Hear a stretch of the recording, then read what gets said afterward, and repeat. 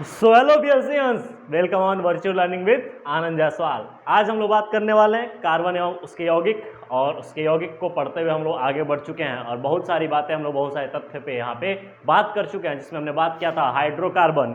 और हाइड्रोकार्बन में हमने देखा था कि हाइड्रोकार्बन के दो सैचुरेटेड अनसैचुरेटेड, यहाँ पर एल्केन एल्कीन और एल्काइन की बात हो चुकी थी। और हमने आपको कुछ क्वेश्चंस भी दिए थे कि एल्केन एल्कीन और एल्काइन को कैसे समझेंगे और कैसे उसको देखेंगे कि एल्केन एल्कीन एल्काइन कहाँ बनेगा या नहीं बनेगा। तो एल्केन एल्कीन एल्काइन का अगर हमने बात किया था, फॉर्मूला में बात किया था कि एल्केन का क्या होगा, तो हमने बात किया था एल्केन की जब बात करेंगे तो एल्केन की फॉर्मूला हो जाएगी CnH2n+2। एल्कीन का फॉर्मूला आप कमेंट बॉक्स में लिखिएगा, जबकि एल्काइन का हो जाएगा CnH2n-2 एल्काइन का हो गया। ठीक, अगर इसी के आधार पर कल एक एग्जाम्पल हमने आपको दिया था, और एक एग्जाम्पल हमने दिया था ये कि C5, और C5 को हमने कहा था कि इसको एल्केन में लिखना बाबू, एल्कीन में लिखना और एल्काइन में लिखना। तो आपको हमने कहा था कि सबसे पहली बात इसका फॉर्मूला बनाइएगा, और फॉर्मूला बनाने के बाद इसकी संरचना बनाइएगा। संरचना कैसे? डॉट स्ट्रक्चर के आधार पर, डॉट पुट कैसे हम बात करेंगे कि डॉट इलेक्ट्रॉन डॉट स्ट्रक्चर के आधार पर या इलेक्ट्रॉन डॉट की शेयरिंग के आधार पर। जैसा कि हम बात करें कि कार्बन एक कोवैलेंट बॉन्ड बनाता है और कार्बन कोवैलेंट बना के अपने आप को स्टेबल करता है, और स्टेबल करने के लिए अगर यहाँ पे बात की जाए तो ये एल्केन है, और एल्केन का जहाँ तक कि हम सूत्र जानते हैं, एग्जाम्पल दिया गया था C5, और C5 के लिए हम लोग सूत्र लगाएंगे CnH2n+2। अब यहाँ पर देखिएगा बाबू, अगर हम बात करें कि यहाँ पे कि कार्बन को अगर 5 ले लिया जाए, कार्बन यहाँ पे 5, तो हाइड्रोजन हो जाएगा 10 + 2, अर्थात यहाँ पे बोलेंगे कि 12। क्या बोलेंगे? 12, C5H12। तो ये तो आपका एल्केन हो गया। लेकिन अगर इधर एल्कीन की तरफ बात करें तो एल्कीन अगर बात करें तो एल्कीन का सूत्र होता है CnH2n। अब यहाँ पर CnH2n यहाँ पे दे दिया, तब इसको सीधे सीधे रखेंगे तो हो जाएगा C5H10।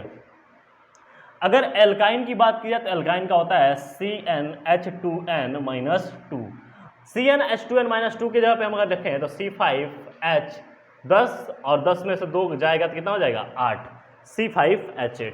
अगर यहाँ पर हम बात करें कि इसका संरचना कैसा बनेगा और इसकी संरचना कैसी बनेगी, इस संरचना को देख लिया जाए। तो बेसिकली संरचना बनाना बड़ा मुश्किल होता है बच्चों के लिए, और बच्चों यहाँ पे देखो थोड़ा सा ध्यान लगाओगे तो ये इजी हो जाएगा आपके लिए कि कैसे इसकी संरचना बनाएंगे। मैंने कहा था कि कार्बन कार्बन सबसे पेरेंट बॉडी, आप इतना समझो कि कार्बन का जितना दिया हुआ उतना कार्बन की श्रृंखला बना डालो, और बनाओ डालो कैसे? एकदम प्लेन में। और प्लेन में आपने बनाया 1 2 3 4 5 कार्बन आपने फॉलो कर दिया और ऐसे ही बना लिया। अब रही बात कि हाइड्रोजन को संतुलित करने के लिए, तो मैंने कहा था बेटा हाइड्रोजन को संतुलित करने के लिए हाइड्रोजन आउटर साइड में 3 3 दे देना, 3 3 दे देना। यहाँ पर देखो इधर भी 3, इधर भी 3 और इधर भी 3। क्या 6 हाइड्रोजन चला गया? अब बच गए हैं 6 हाइड्रोजन। 6 हाइड्रोजन देने के लिए 1 2 3 4 5 और ये 6। अब यहाँ से संख्या गिनो हाइड्रोजन की, 1 2 3 4 5, 1 2 3 4 5, 5 5 10, 11 और 12। अब इस प्रकार C5H12, हमने कहा था कि इसकी बात की जाए तो हमने कहा था कि C अगर कार्बन 1 हो तो इसको बोलेंगे मेथ, 2 कार्बन हो तो हम बोलेंगे एथ। क्या बोलेंगे बाबू? एथ। और 3 कार्बन हो तो क्या बोलेंगे? प्रोप। 4 कार्बन हो तो बोलेंगे ब्यूट। 5 कार्बन हो तो हम बोलेंगे पेंट। 6 कार्बन हो तो हम बोलेंगे हेक्स। क्या बोलेंगे बाबू? हेक्स। 7 कार्बन हो तो हम बोलेंगे हेप्ट। क्या बोलेंगे? हेप्ट। 8 कार्बन हो तो हम बोलेंगे ऑक्ट। 9 कार्बन हो तो हम बोलेंगे नॉन। 10 कार्बन हो तो हम बोलेंगे डेक। क्या बोलेंगे? डेक।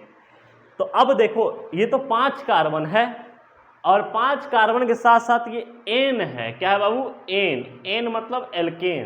तो हम लोग क्या लिखेंगे? 5 कार्बन कहाँ आ गया? यहाँ पर पेंट। क्या बोलेंगे? पेंट। तो इसको बोलेंगे बाबू पेंटेन। क्या बोलेंगे? पेंटेन। इसका नाम हो गया पेंटेन। कार्बन की श्रृंखला के आधार पर इसका नाम हो गया पेंटेन। रीजन ये है क्योंकि ये एल्केन है, तो एल्केन में लास्ट वर्ड एल्केन का आगे जुड़ जाएगा, तो इस प्रकार ये बन गया पेंटेन। अगर यहीं पे हम बात करें कि इन है, तो इन बनाने के लिए बाबू सिंपल सी बात हम कहेंगे कि कार्बन की श्रृंखला कितनी है? 5। तो 1 2 3 4 और 1 5, 5 को रख दिया गया। अब यहाँ पे हाइड्रोजन 10 है, 10 हाइड्रोजन को व्यवस्थित करेंगे, तो हाइड्रोजन 10 व्यवस्थित करने के लिए 1 2 और 3, 3 इधर भी दे दिया जाए, 3 3 6। अब यहाँ देखो 7 8 और यहाँ पे देखा जाए 9 और ये 10। क्या ये बात समझ में आ रही है? अगर यहाँ पर अगर हम ऐसे बोल दें कि देखो यहाँ पर ये कार्बन, देखो ये कार्बन 4 हो गया, लेकिन ये कार्बन तो नहीं बैलेंस हो रहा है, तो यहाँ पे 10 करने के लिए हम एक्चुअली बात करें यहाँ पर, तो हम ऐसे कर लें कि सिंपल सी बात आगे बढ़ाते हुए कि यहाँ पर 3 3 6 7 8 9, या ऐसे बोल दिया जाए 7 8 9 और ये 10। अब एक्चुअली देखो यहाँ पे बाबू, अगर यहाँ पे बात की जाए तो यहाँ पे कार्बन की संख्या 5 है और यहाँ पे हाइड्रोजन की संख्या 10 हो गई, तो 1 2 3 4 5 6 7 8 9 10। अब यहाँ पर देखो कार्बन कौन सा बैलेंस नहीं है।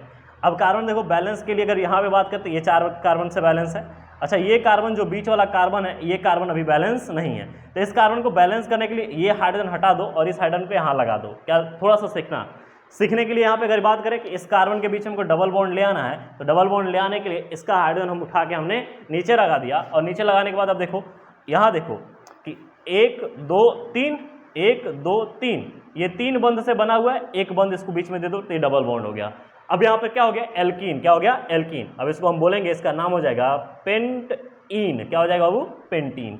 अच्छा, एक चीज़ ध्यान रखना कि जब भी पेंटीन बनाओगे या एल्कीन वाला जो भी समूह बनाओगे, C5 हो या C6 हो, जब भी आप व्यवस्थित करोगे ना, तो ये आपको 2 हाइड्रोजन एक साथ नीचे दिखेंगे या ऊपर कर दोगे तभी वहाँ पे डबल बॉन्ड आ पाएगा, अदरवाइज डबल बॉन्ड नहीं आ पाएगा। जैसे अभी हम कर रहे थे इधर उधर, तो डबल बॉन्ड नहीं व्यवस्थित हो रहा था।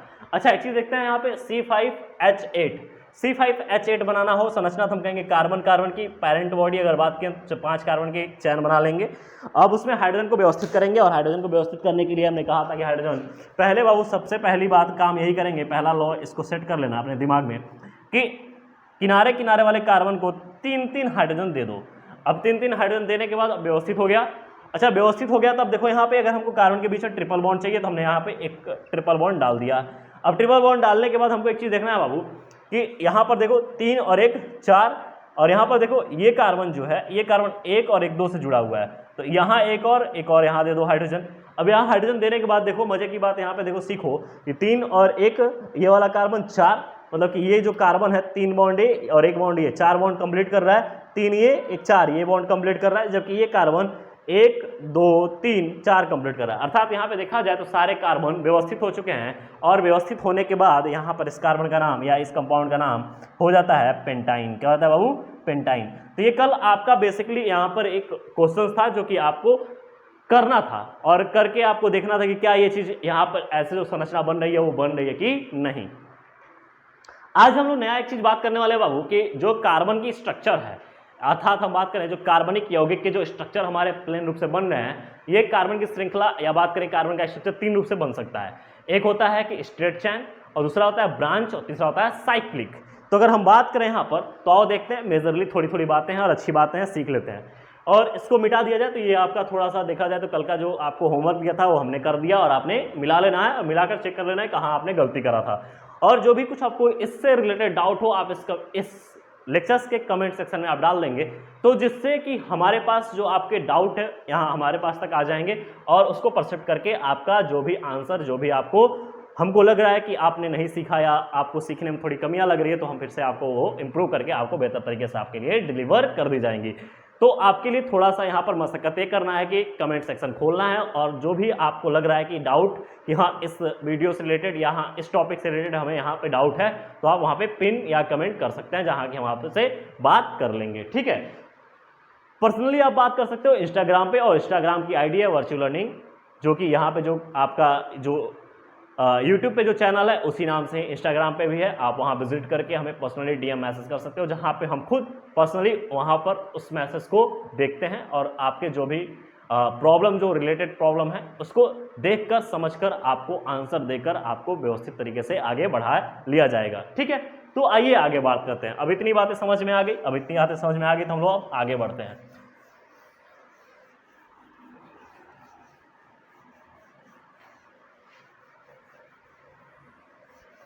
अगर हम बात करें कि कार्बनिक यौगिक या कार्बन के जो ये जो हम बना रहे हैं स्ट्रक्चर, तो इस स्ट्रक्चर को हम हेडिंग डाल दें केवल स्ट्रक्चर, तो संरचना संरचना 3 प्रकार से बन सकती है, और संरचना हाइड्रोकार्बन की 3 प्रकार से बनेगी, अर्थात हम बोले कि हाइड्रोकार्बन की संरचना, या हम लिख दें कि हाइड्रोकार्बन की संरचना, हाइड्रोकार्बन की संरचना। तो हाइड्रोकार्बन की संरचना मुख्य रूप से हम 3 प्रकार से बना सकते हैं, और 3 प्रकार से बनाते हैं। इसी को समयावता बोलते हैं, आइसोमेरिज्म बोलते हैं, जो कि आगे हम बताएंगे आपको आइसोमेरिज्म कैसे निकालेंगे, समयावता कैसे निकालेंगे। परंतु यहाँ पे आपको समझना है कि हाइड्रोकार्बन की संरचना कैसे बनेगी। तो हाइड्रोकार्बन की संरचना 3 रूप से बन सकती है। पहला है बाबू पहला है आप इसको चैन में ले लीजिए, क्या ले लीजिए, चैन। और दूसरा है बाबू, पहला चैन खो गया, ठीक। और दूसरा क्या है, ब्रांच। और तीसरा क्या है, साइक्लिक। तो 3 बातें आपको ध्यान रखनी है। आओ देखते हैं कैसे, branch, chain, branch and cyclic.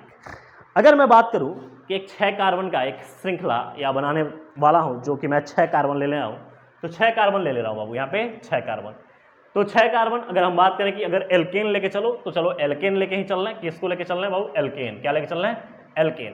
तो 6 कार्बन है, 6 कार्बन का एल्केन कितना हो जाएगा, तो अगर हम बात करें सूत्र होता है CnH2n + 2, तो यहाँ पे अगर हम रख देंगे C6H12 + 2, तो कितना हो जाएगा H14।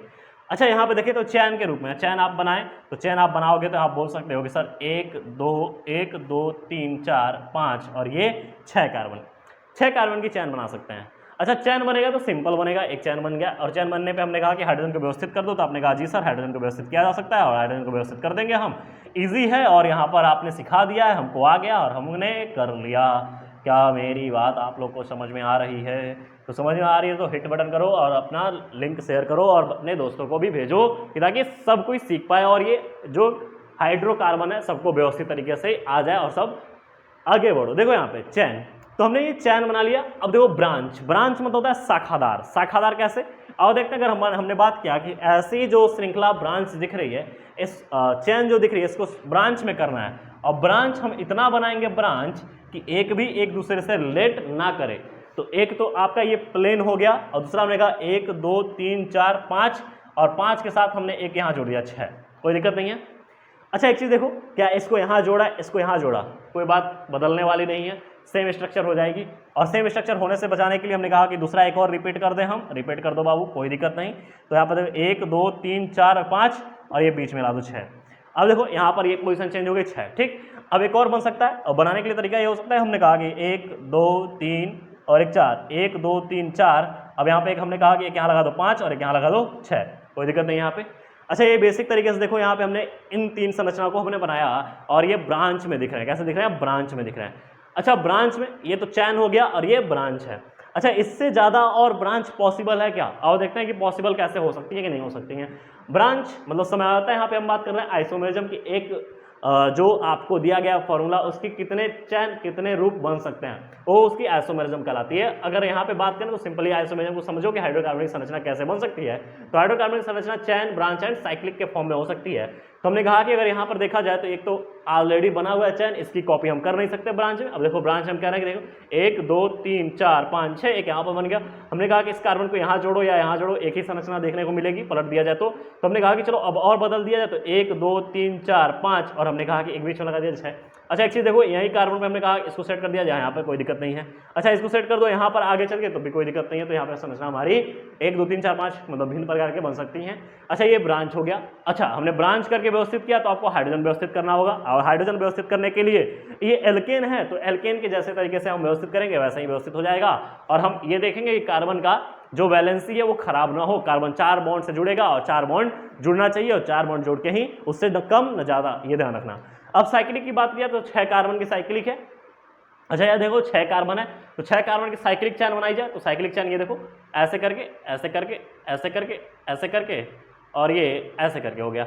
अब तुम कहोगे सर ये तो मज़ा नहीं आया, कैसे बन गया, ये आपने कैसे बना दिया, हमको समझ में नहीं आ रहा है। तो हम कहें चलो कोई बात नहीं, समझा देते हैं तुमको। देखो यहाँ पे एक जो पॉइंट है, यहाँ कार्बन, यहाँ कार्बन, यहाँ कार्बन, यहाँ कार्बन, यहाँ कार्बन, यहाँ कार्बन है। क्या कोई दिक्कत है यहाँ पे? तो ये देखो सैचुरेटेड साइक्लिक कार्बन है। क्या है ये? सैचुरेटेड साइक्लिक का हाइड्रोकार्बन है।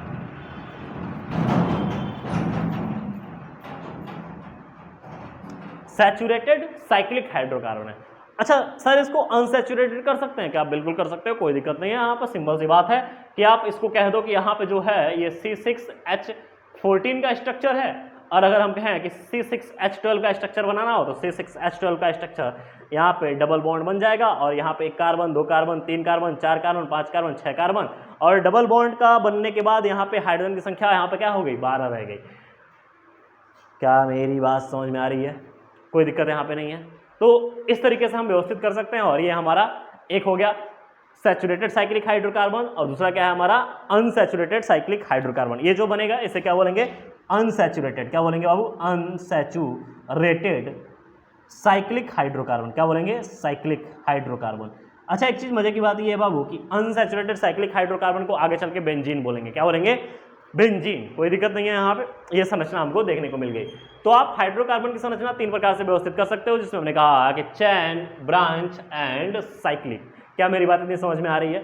अब रही बात कि हमारा यहीं से एक टॉपिक रिलेट करता है आइसोमेरिज्म, जो कि हम देखेंगे नेक्स्ट लेक्चर में। तब तक के लिए बने रहिए, मुस्कुराते रहिए, देखते रहिए लेक्चर्स को। और मेजर बात यह है कि लेक्चर्स को अपने दोस्तों यारों के पास फॉरवर्ड करिए और बोलिए कि अपनी पढ़ाई और बेहतर करें।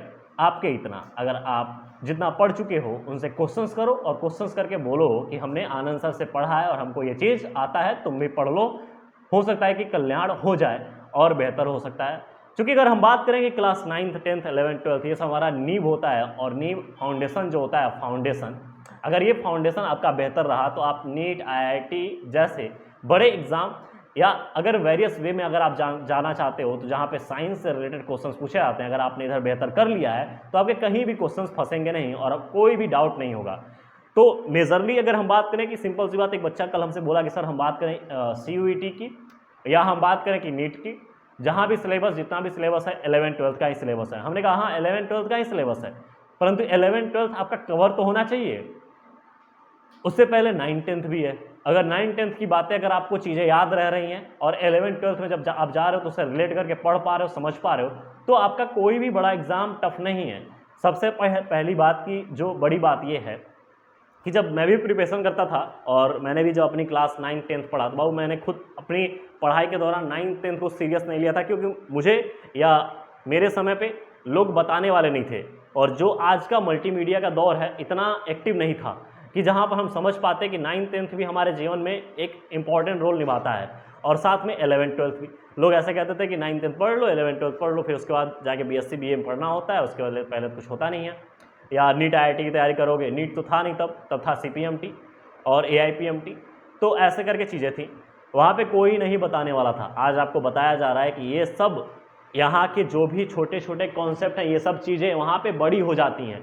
तो आप यहाँ पर चीज़ें पढ़े रहोगे तो वहाँ पे बड़ा हो जाएगा तो आप संभाल लोगे, परंतु आपने कभी किसी चीज़ को देखा ना हो और ऑटोमेटिकली वहाँ पे बड़ा चीज़ आपको देखने को मिल जाए तो आप हड़बड़ा जाते हो। जब मैं भी प्रिपरेशन के दौर में यहाँ से कानपुर की तरफ मूव किया, तो कानपुर जाने के बाद एक तो हम लोग यूपी बोर्ड, और यूपी बोर्ड के साथ साथ अगर बात किया जाए तो वहाँ पे इंग्लिश मीडियम, तो इसको संभालना मुश्किल था। और रही बात कि जो टॉपिक थे वो टॉपिक कभी देखे नहीं थे। 11th 12th में जो यहाँ पे पढ़ाया गया था वो चीज़ें ऐसी थी कि जो उससे रिलेट ही नहीं कर पा रही थी। तो ये चीज़ ध्यान रखने वाली बात है। और उस समय जो बातें थी वहाँ पर जो सिलेबस था, सिलेबस बहुत चेंजेस थे, यहाँ पे बहुत कम पढ़ाते थे 11th 12th में लोग। अब 11th 12th में भी लोग बहुत ज़्यादा पढ़ाते हैं, हम लोग खुद ज़्यादा पढ़ाते हैं। हमारे 11th 12th के नोट से आपका CUET एग्ज़ाम, नीट लगभग 60% का रेशियो आपका कवर कर जाता है, और CUET तो फुल फॉर्म, मतलब कि अगर बात करें तो केवल हमारे नोट्स अगर 11th 12th के आपने बढ़िया से कवर कर लिए तो CUET का आपका बेहतर निकल जाएगा। 12th ही पढ़ लो तो CUET निकल जाएगा। तो यहाँ पर आपको पढ़ना होता है, बस और कुछ नहीं। तो आपके जो भी यार मित्र हैं, लेक्चर्स को फॉरवर्ड करिए ताकि वो भी पढ़ें और आप एक दूसरे से क्वेश्चंस कर पाओ, कि यहाँ पे कोई भी जो भी आपको डाउट लगे आप उससे पूछ पाओ, और वो भी जो आप क्वेश्चन पूछो तो वो भी आपको आंसर दे पाए। इससे क्या होता है, कम्युनिकेशन स्किल्स बढ़ती हैं और आपका कॉन्फिडेंस लेवल अप होता है। और जब कॉन्फिडेंस लेवल अप होता है तो नो डाउट कि सिलेक्शन, या हम बात करें कि हमारा गोल अचीवमेंट में कोई भी दिक्कत नहीं होती है, हम तुरंत गोल अचीव कर लेते हैं। रही बात कितनी, आप इसको पढ़ते रहिए, मुस्कुराते रहिए। मिलते हैं नेक्स्ट क्लास में। So thank you, we are सियंस।